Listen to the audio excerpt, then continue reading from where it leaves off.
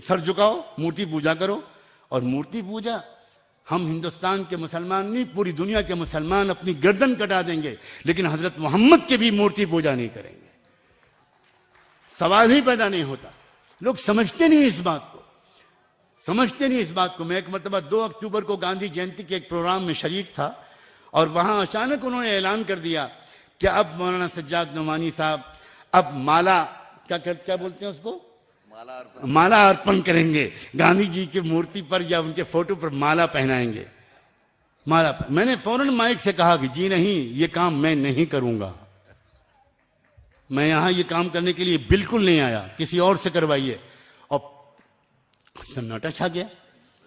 वहां तो दरअसल बुलाया इसलिए जाता है कि ये सब कराते हुए फोटो खींच लिया जाए और फिर उसके बाद बेचा जाए उस फोटो को। हम भी इसी मुल्क में रहते हैं भाई, हाँ, हम भी तुम्हारे बराबर के नहीं तो शागिर्द तो जरूर है। हाँ? हमने भी इसी देश के आलू प्याज खाया है भाई, यहीं की धरती से पैदा होने वाली सब्जियां हम भी खाते हैं। तुमने हमको क्या समझा? मैंने कहा ना, बिल्कुल नहीं। अब तो सन्नाटा छा गया, लेकिन मैं चीफ गेस्ट था, वो करते क्या। तो उसके बाद फिर मुझे जब मौका मिला बात करने का, मैंने कहा आप सब लोग आज बहुत हैरान हुए होंगे और आप में से बहुत सौ को गुस्सा भी आया होगा, बुरा भी लगा होगा कि फादर ऑफ द नेशन बापू के मूर्ति पर माला अर्पण करने से इनकार कर दिया। ये तो कोई आतंकवादी आदमी मालूम होता है, ये तो कोई देशद्रोही है, कहां बुला लिया इसको गांधी जयंती में। मैंने कहा सुनिए, मैं बहुत साइंटिफिक रीजन बताना चाहता हूं।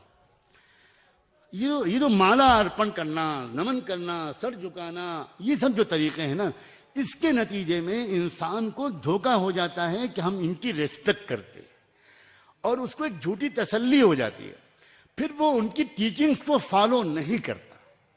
इसलिए साइंटिफिकली खुदा ने कहा है कि कभी किसी को माला अर्पण नहीं करना। मैंने कहा आप गांधी जी के बारे में कह रहे हैं, आप मक्के के खाने काबा का फोटो ला के रख दीजिए और मुझसे कहिए कि मैं ऊपर फूल चढ़ा दूं, मैं कभी नहीं चढ़ाऊंगा, कभी नहीं चढ़ाऊंगा।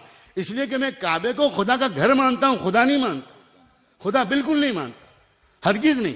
आप अगर मदीने की मस्जिद नबी का गुम्बद खजरा ला कर रख दीजिए और मुझसे कहिए कि उस पर फूल चढ़ाऊं, मैं कभी नहीं चढ़ाऊंगा।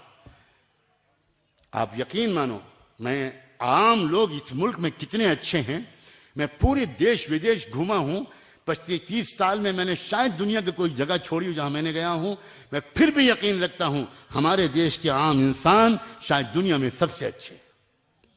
लेकिन वो आम इंसानों से हमको बात करने का मौका नहीं मिलता। जिस वक्त मैं वो बात करके आया, पूरा जो हॉल था वो खड़ा हो गया, स्टैंडिंग ओवेशन दिया उन्होंने, जोरदार तालियां बजाई और कहा मौलाना साहब आज आपने पहली